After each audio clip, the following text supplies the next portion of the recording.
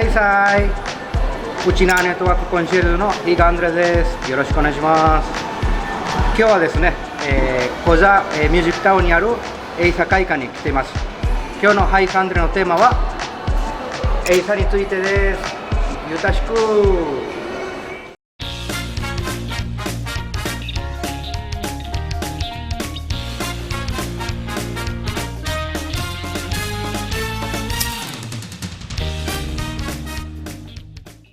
はい、皆さん、今日はですね、沖縄市のエイサ会館に、来ています。今日はですね、エイサ会館のスタッフに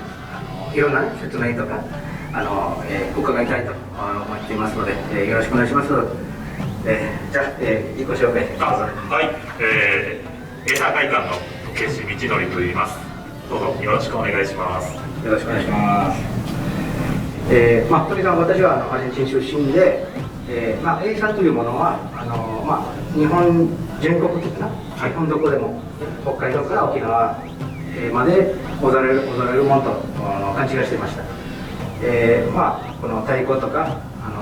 そういう踊りでパフォーマンスされているものと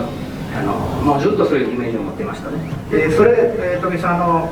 エイサというものはどんなものですか？はい、そうですね、沖縄で、踊られるエイサというものはもともとは、旧盆っていって、8月あたりに行われるんですけど、旧盆に、ご先祖様が、あの世から帰ってきて、そのご先祖様に対して先祖供養をするための踊りっていうものがもともとのエイサーになっています。で、この旧盆の期間中、集落を太鼓を叩きながら練り歩いていくっていうのが、沖縄でのもともとのエイサーになっています。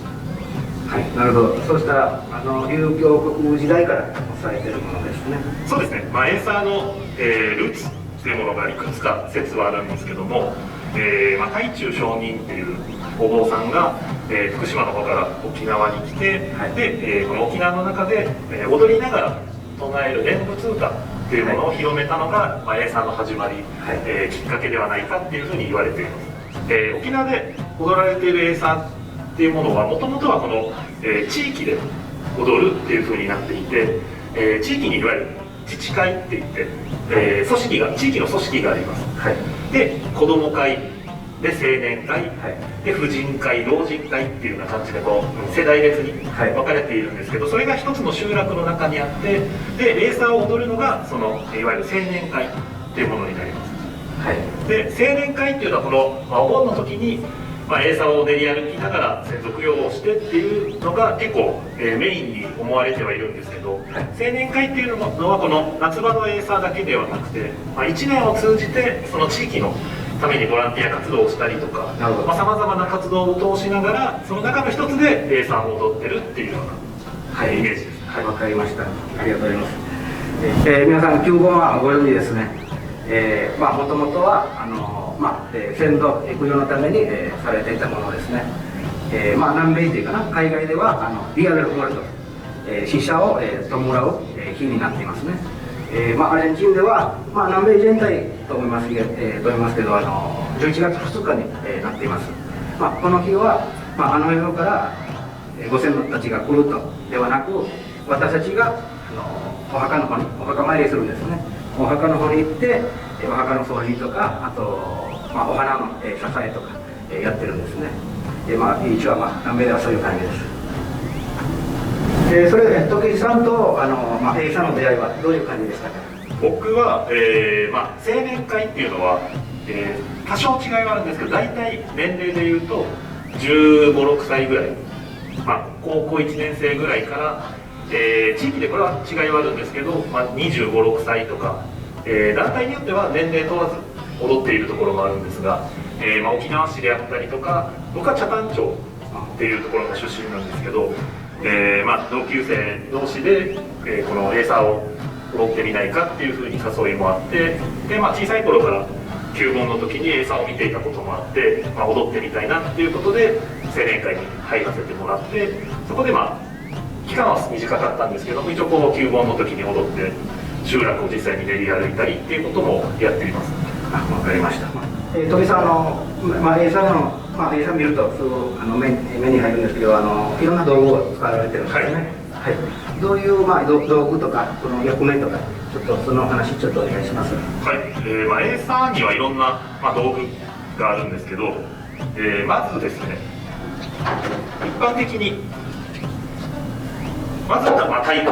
ですね、はい、でこれは、締め太鼓っていう太鼓になります。よいしょ。太鼓とバッジを使って、叩きながら踊りをしていくんですけど、沖縄市だったり、北谷町とかですねはこういう締め太鼓っていう太鼓を持つことが多くなります、はい、で太鼓には他にも種類があって、こちらはパーランクっていう太鼓です。パーランクですね。沖縄市の隣の、うるま市にはこの、パーランクを使ったエーサーが多く広まっています、はい、これはもう団体青年会によってどの太鼓を使うかっていうのが、分かれているような状態です。はい、で、一応役割としてなんですけども、こちらが三振っていって、エーサーは基本的にこの三振を使って、弾き語りですね、はい、歌い歩きながらそれに合わせて太鼓を合わせながら踊っていきます。はい、そうですねっていう感じの、はい、これを地方と呼ばれる歌い手の人が歌いながら、で踊り手が合わせながら、列を作りながら歩いていくっていうのが主な流れですね。わかりました。じゃあちなみに鳥さんは、エーサースタートした時には始まった時にはどういう役目に？そうですね。これは、まずほとんどのところが、エーサーを習い始めると最初は太鼓ではなくて手踊りって言って、はい、手だけで踊ります。はい、空手の型みたいな形でエーサーは踊るので、最初はもう手だけで踊りを覚えて、はい、その後に、締め太鼓ですね。先ほどの太鼓になって、はい、で締め太鼓の後に大太鼓っていって、この大きい太鼓ですね。なるほど。大きい太鼓の方にどんどんステップアップしていきます。はい、で大太鼓までやった後に、人によってはこの地方って呼ばれる歌い手になったりする方もいますし、サナジャーっていうんですけども、チョンダラーっても言ったりもしますが、この白塗りをしていて、エーサーの隊列を整えたりとか、はい、会場を盛り上げたり、さまざまなサポートもしてくれるような存在です。はい、で必ずこの順番でいくっていうふうに決まってるわけではないんですけど、一般的には手踊り、締め太鼓、大太鼓で、そこから地方をやったりチョンダラをやったり、もしくは地域の行事なので踊りはしないですけど、旧盆の時にさまざまなお手伝いをしてくれるような、そういう役割の人もいます。なるほど。いろいろ知るほどこの見に行きたいという気持ちが、ワクワクしてきましたね。はい、ありがとうございます。時計さん、沖縄市で毎年ですね、毎年ゼネトエーサーという大きな有名なイベントを、やられてるんですけど、このイベントはいつから始められたものですか？どういう流れになっています？沖縄全島エーサー祭りっていう名前で開催をされていて、第1回が1956年になります。なので、今年が回数としては67回目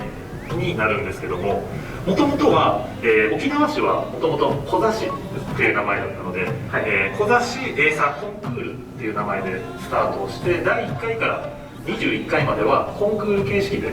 行われていて、22回からお祭りになっています。全島エーサー祭りがスタートしたきっかけっていうのも戦争が終わって、元気がなくなってたところにみんなでエーサーを通じて、また盛り上がっていこうっていうことでコンクールとしてスタートしています。なるほど。今は祭りっていう名称なんですけど、もともとはコンクールだったので、いわゆる順番ですね、どの団体が一番上手かっていうようなものを、はい、コンクールとして決めていて、はい、それが21回まで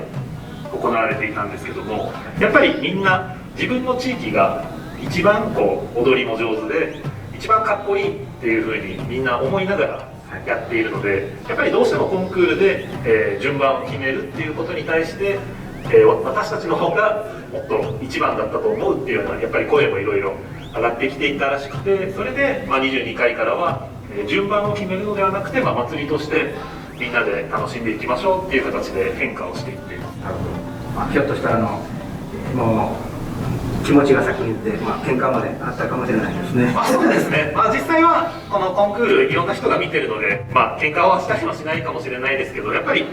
お盆の時もそうなんですけど、他の団体よりももっとかっこよく、自分たちの方がナンバーワンだっていう気持ちは結構持ちながらレーサーはしています。鳥さん、私の友達ですね、はい、アルゼンチンの友達なんですけど、アルゼンチンではアルゼンチンの、沖縄県民化を通じてエイサーを、やってました。はい、しかし、お盆に合わせずに、6月でも、10月でも1月でもやってましたけど、何かの大きな違いがありますか？そうですね、特に、沖縄以外の地域、日本国内もそうなんですけども、海外でも、よく踊られているものとして、エイサーには、種類がいくつかあるんですが、旧盆で踊るのは青年会のエイサーというものがあるんですけども、それ以外で、よく海外とかでも見られているエイサーのスタイルで創作エイサーというものがあります。創作エイサー、はい、でこの創作エイサーっていうのは、いわゆる青年会のエイサーは沖縄の民謡の、曲で踊るんですけども、はい、創作エイサーというものは、曲を自由に、変えていて、いわゆる沖縄の現代的なポップスで踊ったりもしますし、非常に1年を通じて、自由に踊るスタイルのエイサーになります。なるほど、はい、でこの、創作エイサーというものももともとは、1982年に、これは沖縄市なんですけども、沖縄市で、琉球国祭り太鼓っていう団体が、立ち上げをされていて、そこから結構一気にさまざまな創作エイサーの団体がどんどん増えて、1年を通じて非常に、楽しくというか、踊るような団体になっていると思います。はい、ちょうど40年前ですね。そうです、はい、で、この創作エイサーっていう団体も、いわゆる舞台で踊ったりとかですね、少し見栄えが非常にかっこよく踊る団体が多くなっていて、沖縄県の方でも、世界エイサー大会っていうような名前で、毎年創作エイサー団体が集まって創作エイサーを、見られるような大会も開かれています。で創作エイサーは